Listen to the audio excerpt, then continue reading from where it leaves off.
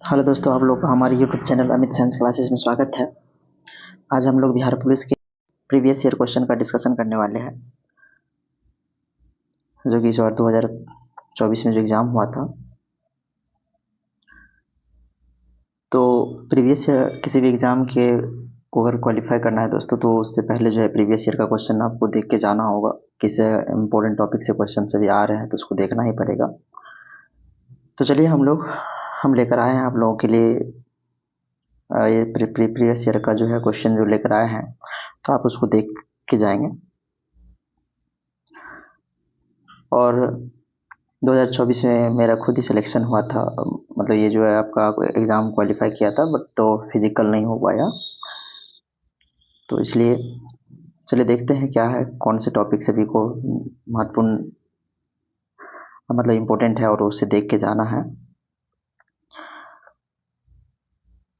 तो चलिए देखते हैं क्या है। पहला क्वेश्चन क्या है, अगर संविधान बनाने में कितना समय लगा? तो संविधान बनाने में आपको पता है कि 2 वर्ष 11 महीना और 18 दिन का समय लगा था। और आप इस चीज़ को ध्यान रखेंगे। संविधान सभा ने जो है इसे 26 नवंबर 1949 को जैसे संविधान को जो है संविधान सभा ने द्वारा बनाया गया। तो संविधान सभा ने इसे जो है 26 नवंबर 1949 को इसे पूरा किया था। और संविधान बनाने का जो काम है ना दोस्तों, वो 9 दिसंबर 1946 में ही ये शुरू हुआ था। और संविधान बनने में जो है कुल आप कह सकते कितना रुपया खर्च हुआ था, तो 64 लाख रुपए जो है खर्च हुए थे। और संविधान सभा की जो पहली बैठक हुई थी दोस्तों, वह 9 दिसंबर 1946 को ही हुई थी। और इस बैठक में जो है डॉक्टर सच्चिदानंद सिन्हा को अस्थायी अध्यक्ष चुना गया था। तो आप इस टॉपिक से इतना कुछ महत्वपूर्ण बातें याद रख सकते हैं। चलिए अगला क्वेश्चन देखते हैं। कागज उद्योग से बिहार की कौन सी नदी प्रदूषित हो रही है? तो कागज उद्योग से जो है कौन सी नदी, तो वो आप ध्यान रखेंगे कोसी नदी है ना। कोसी नदी जो है ये प्रदूषित हो रही है। कोसी नदी को बिहार का शोक भी कहा जाता है। बिहार का शोक किस नदी को कहा जाता है दोस्तों? तो बिहार का शोक कोसी नदी को कहा जाता है। बिहार का जो है शोक वह कोसी नदी को कहा जाता है। आप इसको ध्यान रखेंगे। चलिए अगला क्वेश्चन देखते हैं। करें सेरीकल्चर किससे संबंधित है? तो जो सेरीकल्चर है दोस्तों, वह रेशम कीट पालन से संबंधित है। तो आपका ऑप्शन नंबर 1 सही हो जाएगा। आप इस चीज को ध्यान रखेंगे। अगला क्वेश्चन देखते हैं।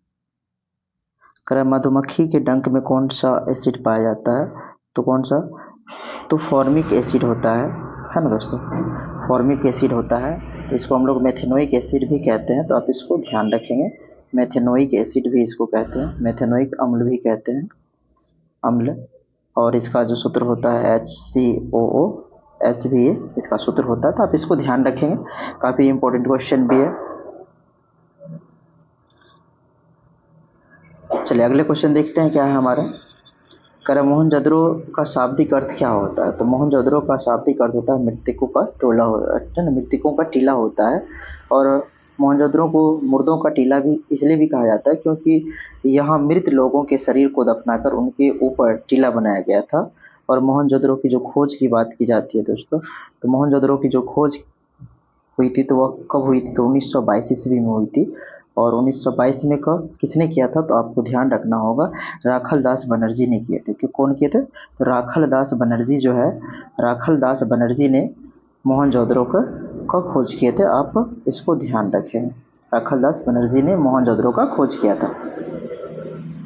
और साथ ही साथ आप ये मोहनजोदड़ो में जो है बने घरों में पक्की ईंट से बनी स्नानागार और शौचालय भी थे। तो यहाँ से इसके साक्ष्य मिले थे। तो आप इसको ध्यान रखें।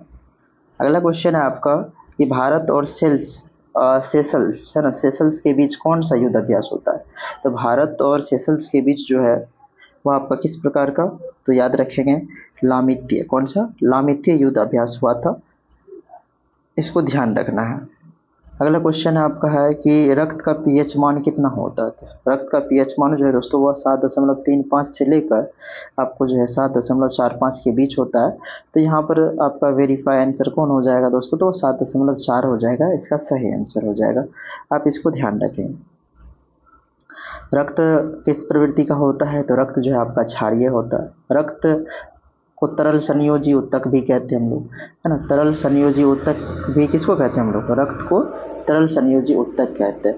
रक्त लाल किसके कारण होता है? तो हीमोग्लोबिन के कारण यह लाल होता है। हीमोग्लोबिन की बात करते हैं, हीमोग्लोबिन जो है ऑक्सीजन से अभिक्रिया करके ऑक्सी हीमोग्लोबिन, जबकि कार्बन डाइऑक्साइड से अभिक्रिया करके कार्बोक्सी हीमोग्लोबिन बनाता है। आप इस चीज़ को ध्यान रखें। और साथ ही साथ आप इसमें और यानी कि उदास एक होता है अम्लीय विलयन। अम्लीय विलयन का पीएच मान जो है दोस्तों, अम्लीय विलयन का पीएच मान 7 से कम होता है, 7 से कम होता है। और जो क्षारीय विलयन होते हैं उसका 7 से अधिक होता है।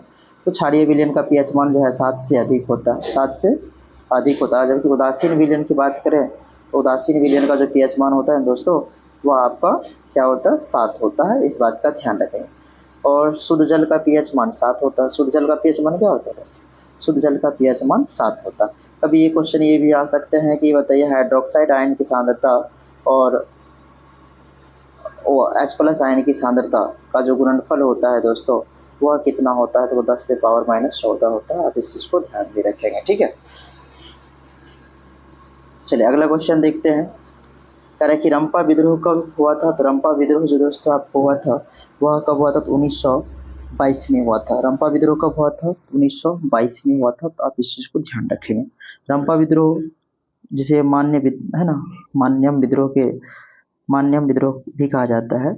और यह जो है मद्रास प्रेसिडेंसी के गोदावरी क्षेत्र में अल्लूरी सीताराम राजू के नेतृत्व में एक आदिवासी विद्रोह था ये दोस्तों, है ना। रंपा विद्रोह कैसा विद्रोह था? आदिवासी विद्रोह था।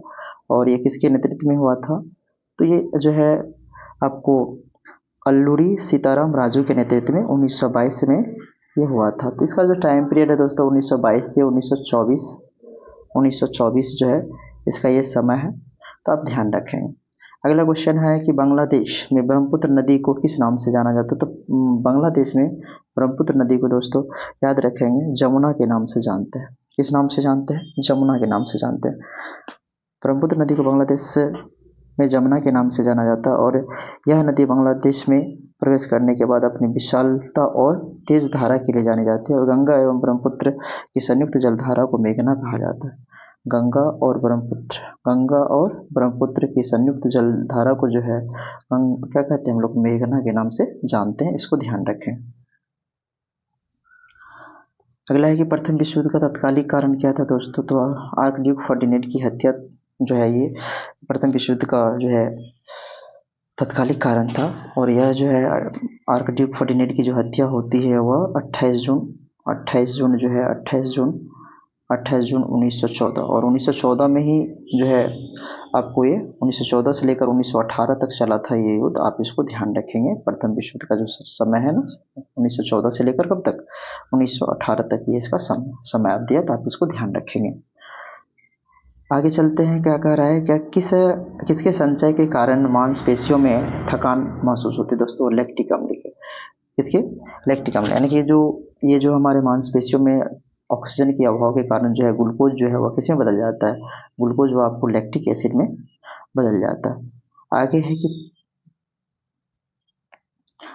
आगे है क्वेश्चन की पौधों की कोशिकाओं में है ना तुरस्ता और कठोरता का कारण है। तो वो कोशिका रस से भरी हुई रिक्तिकाएं होती है। इसका सही आंसर हो जाएगा वो कठोरता प्रदान करती है। ये सभी क्या करती है? कठोरता प्रदान करती है। कोशिका रस में भरी हुई जो रिक्तिकाएं होती है वो इनको कठोरता प्रदान करती है।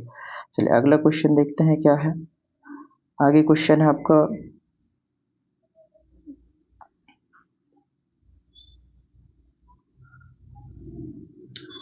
करें कि आर्यों का मूल निवास स्थान क्या है?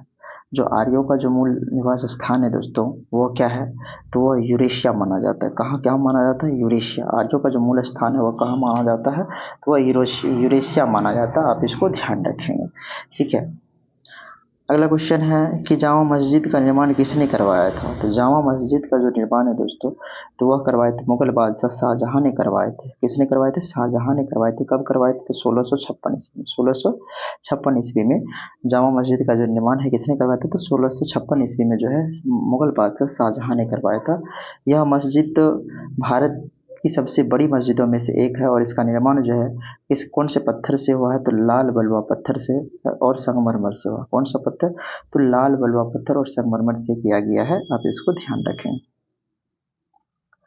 चलिए अगला है कि उत्तर वैदिक काल में इंद्र का स्थान किस देवता को मिला था।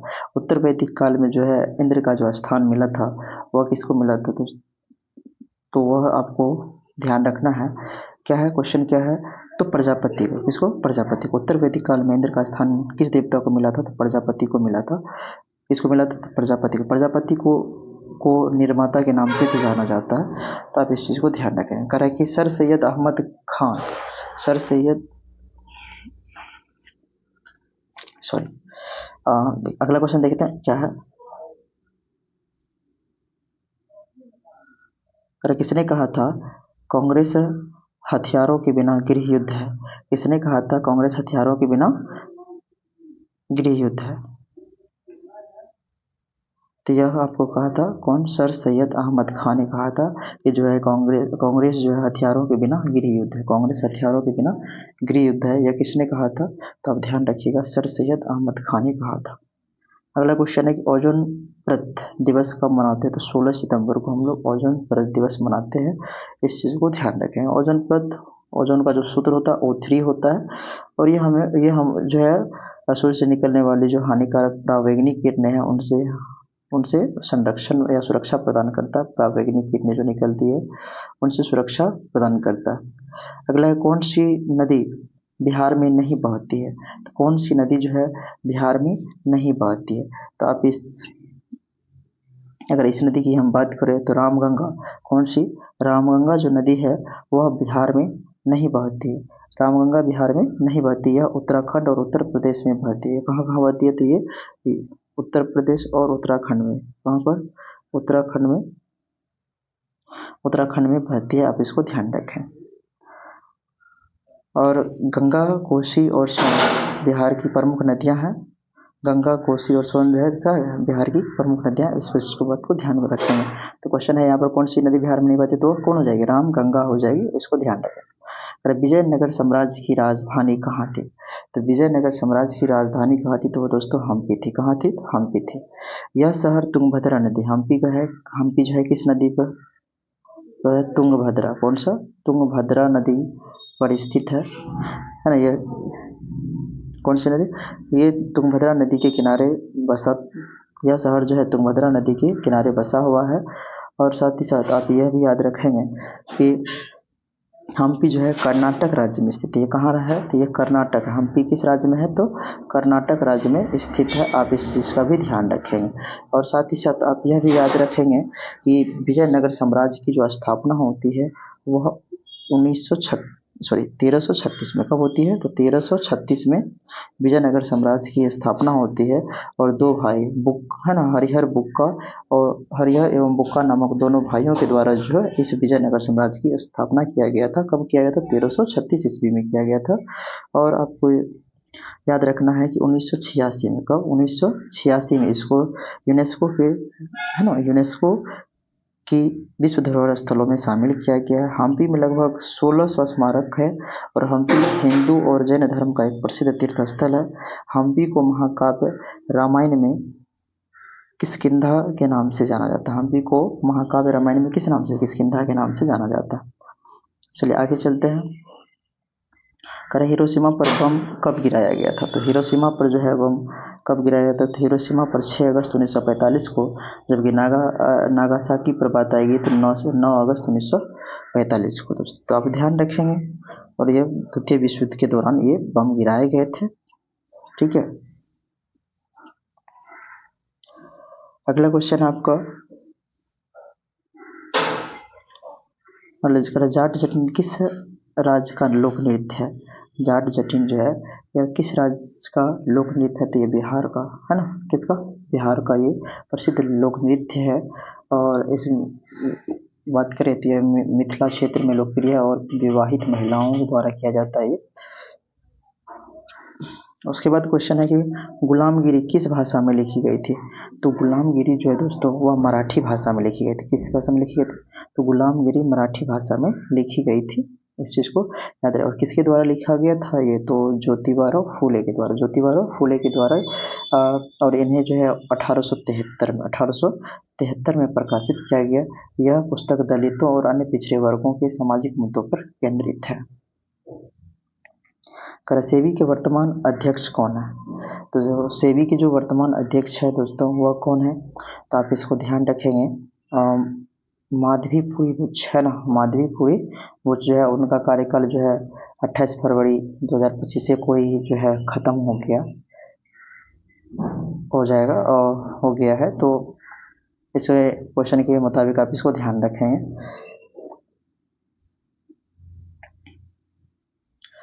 अगला क्वेश्चन है कि निर्वात में ध्वनि की गति होती है, तो निर्वात में ध्वनि की गति क्या होती है, तो निर्वात में तो ध्वनि गमन करती नहीं है, तो वो 0.5 मीटर पर सेकेंड हो जाएगा। वैसे वायु में ध्वनि की गति पूछी जाती तो वह कितना होता, 332, वायु में कितना 332 मीटर पर सेकेंड होता। आप इस चीज़ को ध्यान रखेंगे। अगला क्वेश्चन है कि चांद पर सबसे पहला कदम किसने रखा था, तो चांद पर सबसे पहला कदम नील आर्मस्ट्रांग ने रखा था। और नील आर्मस्ट्रांग ने चांद पर सबसे पहला कदम रखा था और वह अपोलो 11 मिशन है ना, अपोलो 11 मिशन जो है मिशन के कमांडर थे, जो 1969 में चंद्रमा पर उतरा था। कब उतरा था, तो 1969 में चंद्रमा पर उतरा था। और इसके साथ जो है एडविन एल्ड्रिन भी थे और उनके साथ चांद पर चलने वाले दूसरे व्यक्ति थे। और यूरी गागरिन की बात करें, यूरी गागरिन जो है ये आपको अंतरिक्ष में जाने वाली पहली महिला थी। और माइकल कॉलिंस अपोलो 11 मिशन के दौरान कमांडर मॉड्यूल पायलट थे। तो आप इस चीज़ को ध्यान रखें।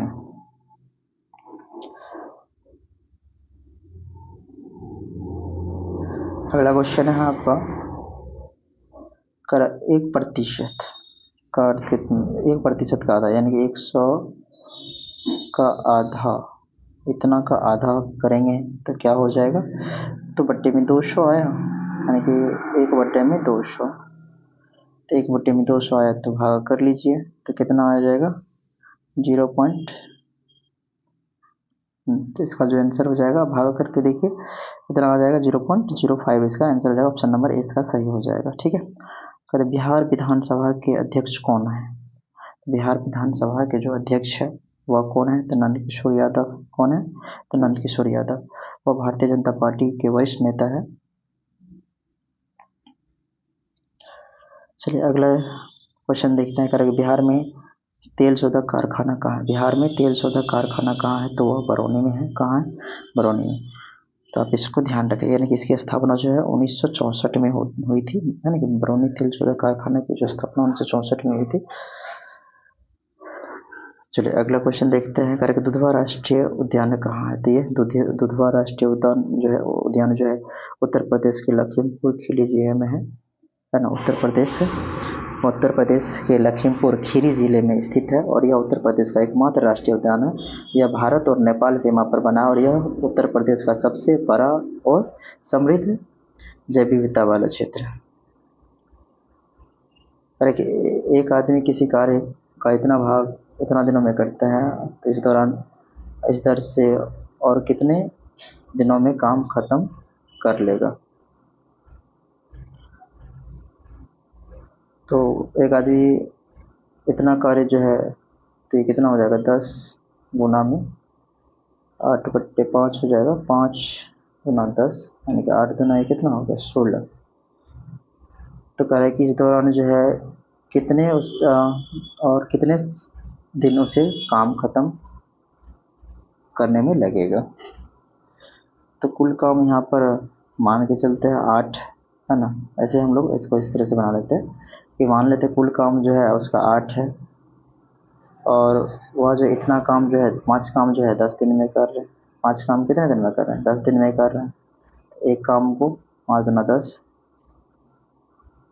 तो शेष काम बचा कितना, तो शेष काम को कर रहा है कितने दिन में, तो तब शेष काम उसके पास 5 में से 5 8 के में से 5 के तो कर ही लिया ना, तो 3 के बच गया।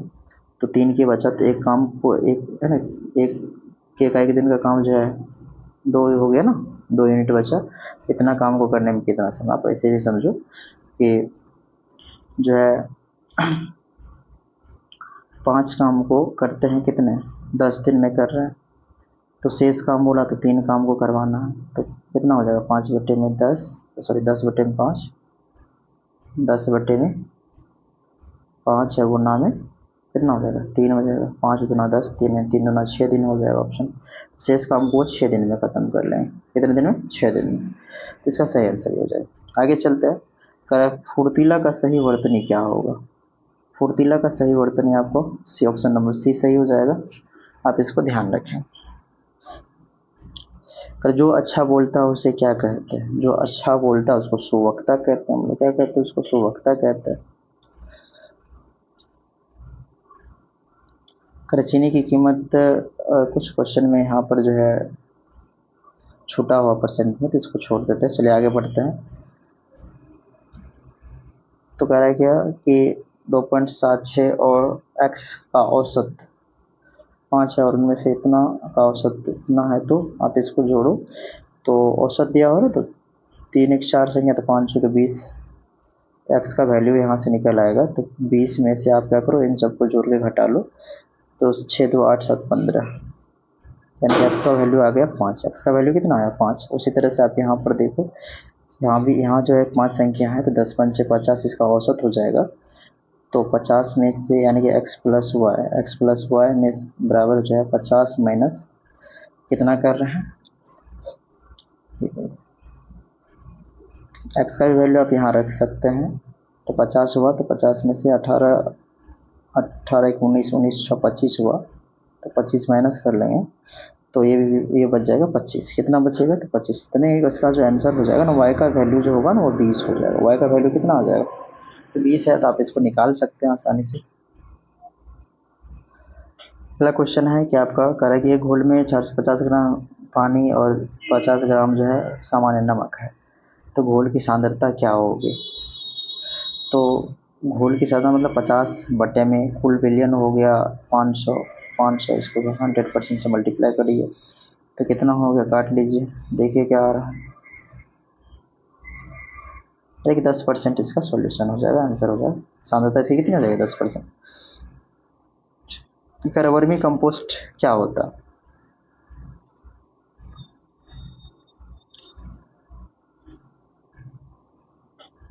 वर्मी कंपोस्ट क्या होता है, तो वर्मी कंपोस्ट आप ध्यान रखें एक प्रकार का जैविक उर्वरक है, ये क्या है जैविक उर्वरक है, जो केंचुओं द्वारा गोबर पत्तियों और अन्य जैविक कचरे के सभी घटन करके तैयार किया जाता है, तो इस चीज़ को ध्यान रखें। अगला क्वेश्चन चलते हैं, आते हैं क्या है,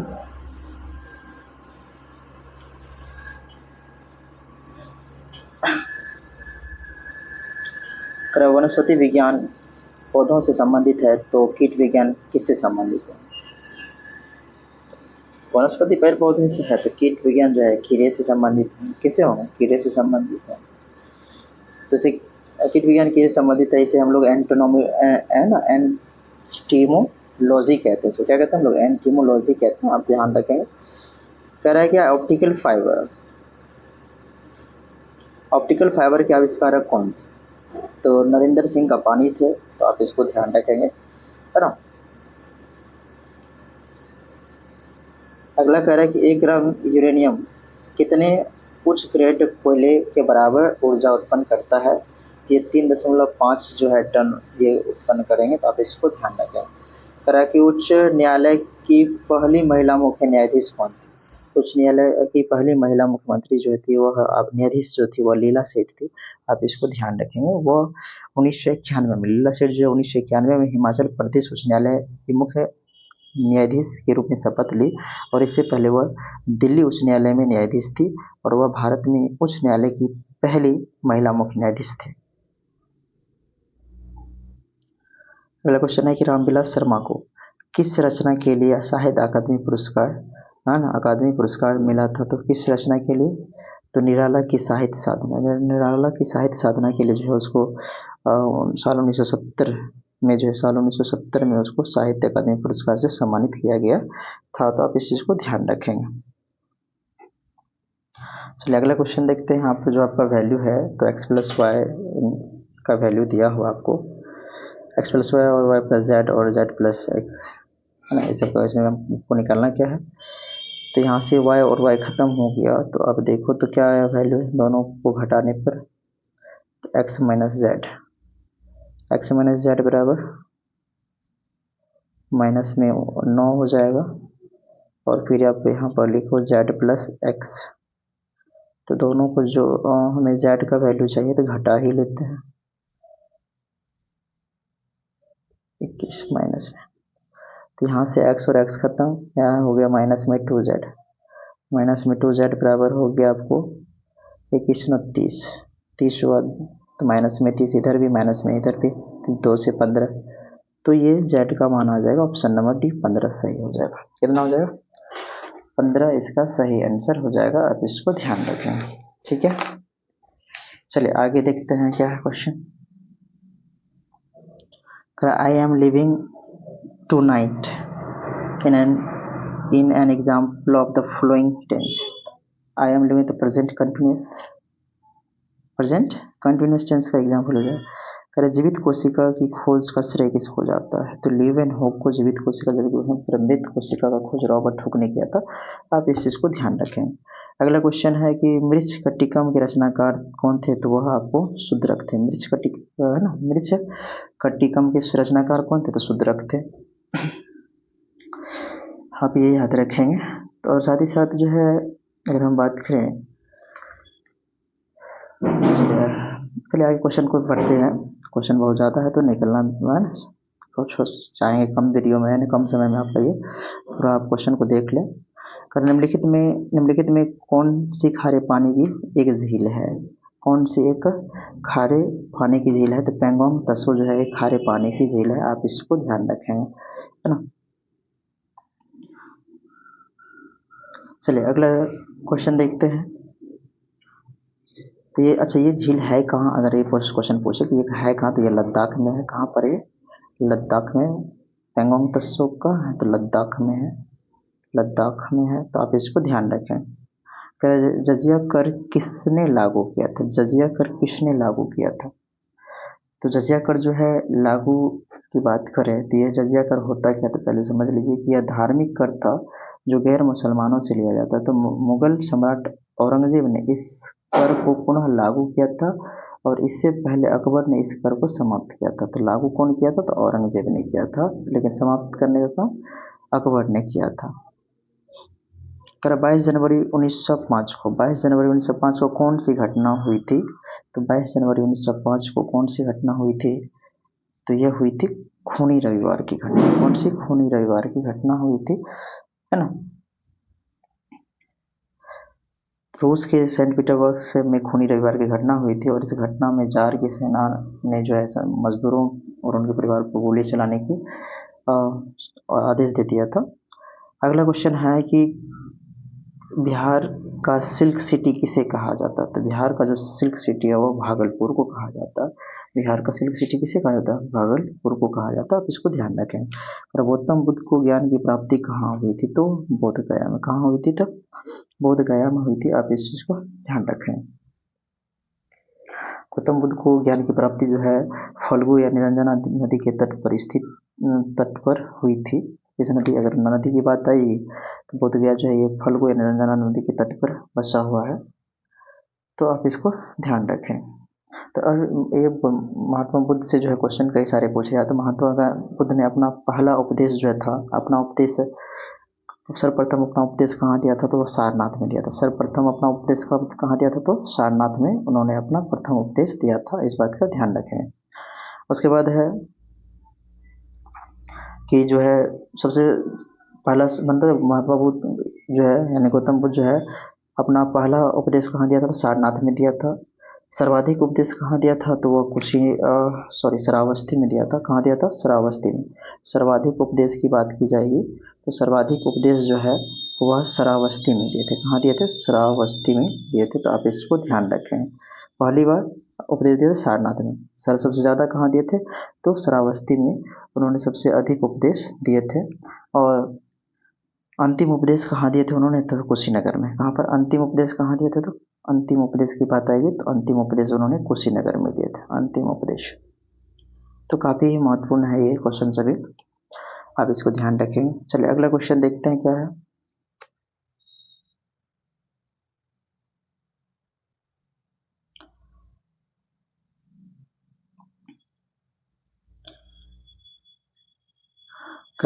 ड्रोन्स इन अ मेल जेंडर फोर, तो ये हो जाएगा बीज। क्या होगा? बीज। तो आप इसको ध्यान रखेंगे।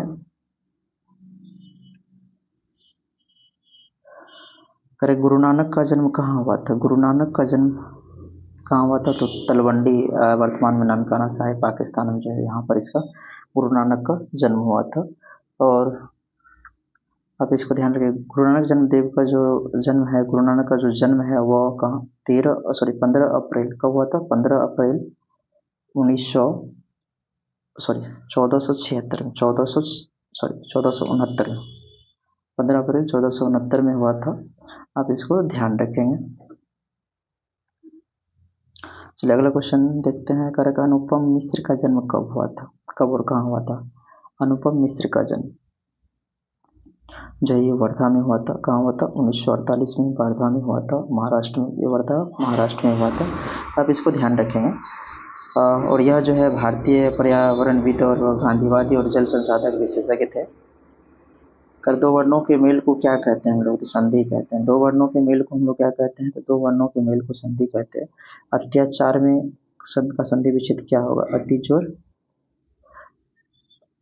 अतिजोर चार होगा। अतिजोर आचार, अतिजोर आचार, अतिजोर आचार क्या हो जाएगा? इसका संधि विच्छेद हो जाएगा अत्याचार का, अतिजोर आचार। कर fill in the blanks in the item to let the dash out the bag। Correct, to let the dash out the bag, तो इसमें क्या हो जाएगा? करेक्ट वर्ड क्या हो जाएगा? Out of the bag. तो यहाँ पर आपका ये क्या हो जाएगा? तो कैट। क्या हो जाएगा इसका सही आंसर? कैट हो जाएगा। तो कैट ये इसका सही आंसर हो जाएगा। आप इसको ध्यान रखें। चलिए अगला क्वेश्चन देखते हैं कि महापुरुष में कौन सा समास होगा? महापुरुष का समास वगैरह बात करें तो वह महान है जो पुरुष।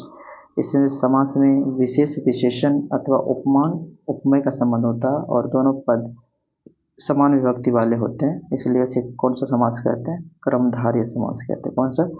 कर्मधारय समास कहते हैं। तो महापुरुष में कौन सा समास? कर्मधारय समास। कर दर्शन, दर्शन में कौन सा वचन होगा? दर्शन में, दर्शन बहुवचन है। कैसा है? बहुवचन। दर्शन शब्द हमेशा बहुवचन के रूप में होता है। और चंद्रयान 3 कब लॉन्च हुआ था?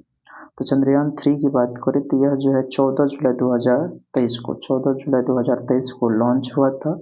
और 23 अगस्त की बात करेंगे, 23 अगस्त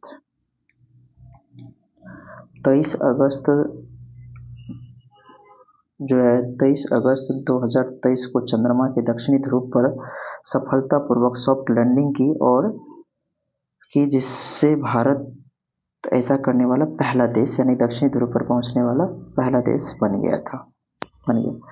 और इसे कहाँ से लॉन्च किया गया था? तो इसे आंध्र प्रदेश के श्रीहरिकोटा स्थित सतीश धवन अंतरिक्ष केंद्र से लॉन्च किया गया था। अगला है कि सविनय अवज्ञा आंदोलन कब प्रारंभ होता? तो 1930 में। सविनय अवज्ञा आंदोलन कब? महात्मा गांधी द्वारा 1930 में शुरू किया गया था। आप इस चीज का ध्यान रखें। चलिए अगला क्वेश्चन देखते हैं। कह रहा है कि adjective connected with sisters is sororal. क्या? सोरल।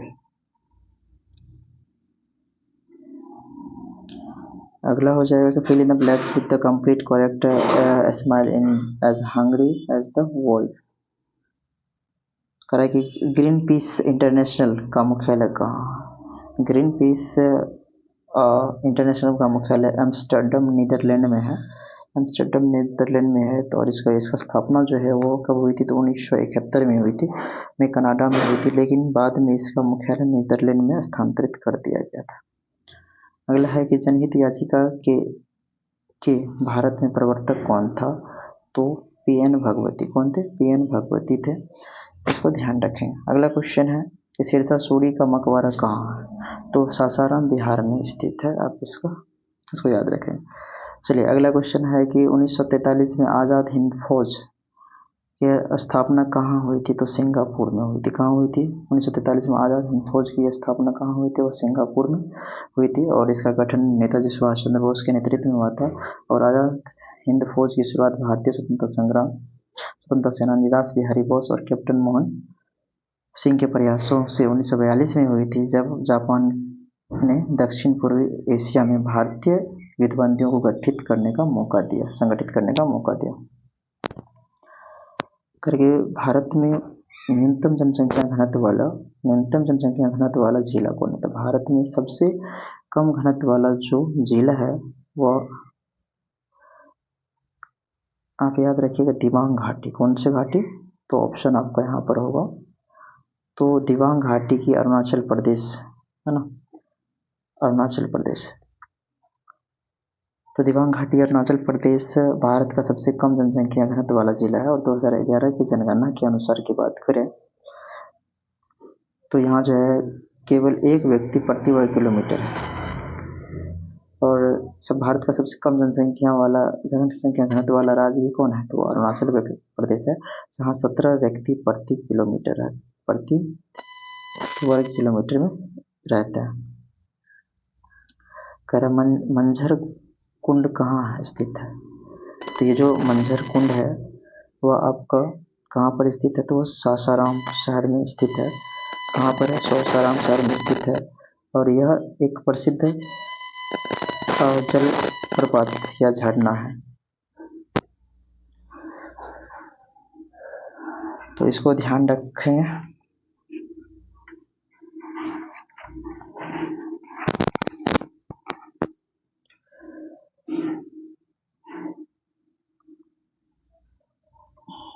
तो क्या हो जाएगा, यानी कि एक सासाराम में स्थित है, तो बिहार के सासाराम शहर में, तो वो रोहतास में है। तो आप इसको ध्यान रखें। चलिए अगला क्वेश्चन देखते हैं क्या है। अगर बिहार में महिला साक्षरता दर कितनी है? तो वो 51.5% है।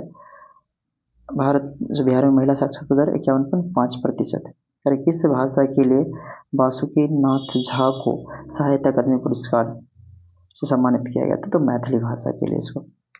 अगर बुझा चूना का सूत्र क्या होता है? COH का होल टू एक होता है अनबुझा चूना। तो अनबुझा चूना का जो सूत्र होता है दोस्तों वो होता है CaO। तो इसको ध्यान रखें। विद्युत धारा का सही मात्रा क्या होता है? तो एम्पियर होता है। क्या होता है? एम्पियर। और IUPAC का फुल फॉर्म क्या होता है? इंटरनेशनल प्योर नहीं, ये तो गलत है। International pure and applied chemistry, option number B इसका सही हो जाएगा।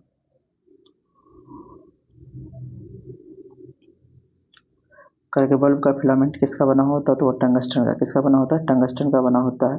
कर निम्नलिखित में से कौन भारतीय रिजर्व बैंक के पहले भारतीय गवर्नर थे? तो वो CD देशमुख थे। कौन थे दोस्तों? CD देशमुख पहले गवर्नर जनरल थे। इसको याद रखना।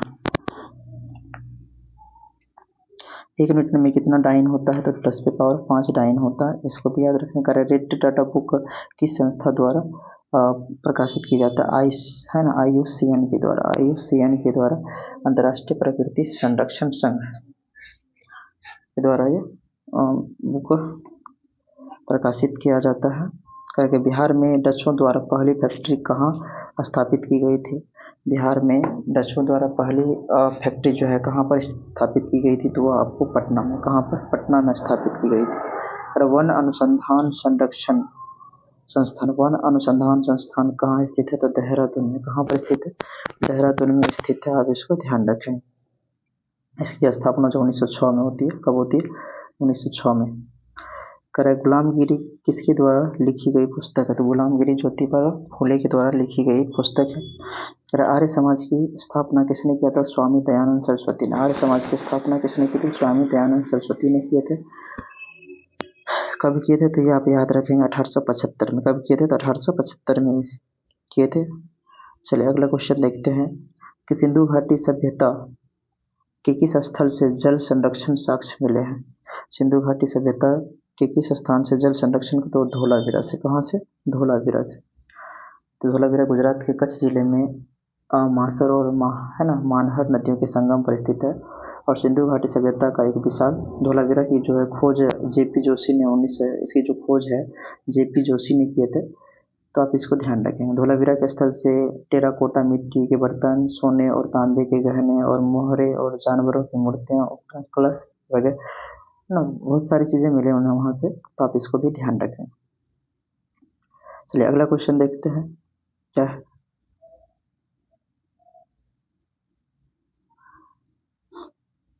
लाइसोसोम की खोज किसने किए थे? तो डी टूवे ने किए थे। किसने किए थे? डी टूवे ने किए थे। आप इसको ध्यान रखें। और कब किए थे? तो 1955 में किए थे। और आपातकाल के समय कौन सा अनुच्छेद जो है कौन सा मौलिक अधिकार लागू रहता है? तो अनुच्छेद 20 21। कौन सा? 20 21। ये कभी भी नष्ट नहीं होता, इसको ये समाप्त नहीं होता। और जैसे 20 में अपराधों के लिए दोष सिद्धि के संबंध में संरक्षण प्रदान करना, और अनुच्छेद 21 के अंतर्गत जीवन और व्यक्तिगत स्वतंत्रता का अधिकार प्रदान किया जाता है। यूरेनियम का अयस्क पिंच वैलेंट कौन सा? यूरेनियम का अयस्क पिंच वैलेंट यूरेनियम का अयस्क है। आप इसको ध्यान रखें। चलिए अगला क्वेश्चन देखते हैं क्या है। शांति के क्षेत्र में 1923 में नोबेल पुरस्कार किसे मिला है? तो शांति के क्षेत्र में नरगिस मोहम्मदी है ना, नरगिस मोहम्मदी को जो है ये जो ईरान का एक मानवाधिकार कार्यकर्ता है, जिन्होंने महिलाओं के अधिकारों और स्वतंत्रता के लिए अथक संघर्ष किया, तो 2023 में इसको शांति के नोबेल पुरस्कार से सम्मानित किया गया इसको। चलिए अगला है कि आग बुझाने के लिए किसका प्रयोग किया जाता है? तो कार्बन डाइऑक्साइड। आग बुझाने के लिए किसका प्रयोग किया जाता है? कार्बन डाइऑक्साइड का प्रयोग किया जाता है। आप इसको ध्यान रखें। चलिए अगला क्वेश्चन देखते हैं क्या है। दक्षिण भारत की सबसे ऊंची चोटी कौन सी है? तो वह अनाईमुडी। कौन सी? अनाईमुडी। अनाईमुडी जो है दक्षिण भारत की सबसे ऊंची चोटी है, और इसकी जो ऊंचाई है लगभग 2695 मीटर है, और यह चोटी केरल राज्य में स्थित है।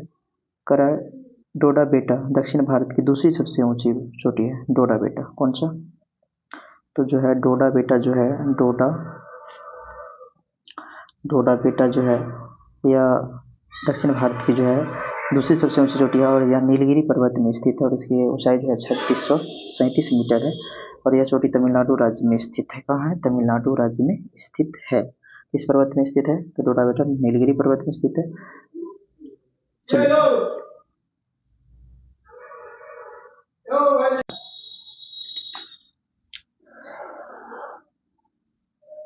तो चलिए आगे देखते हैं क्वेश्चन क्या है।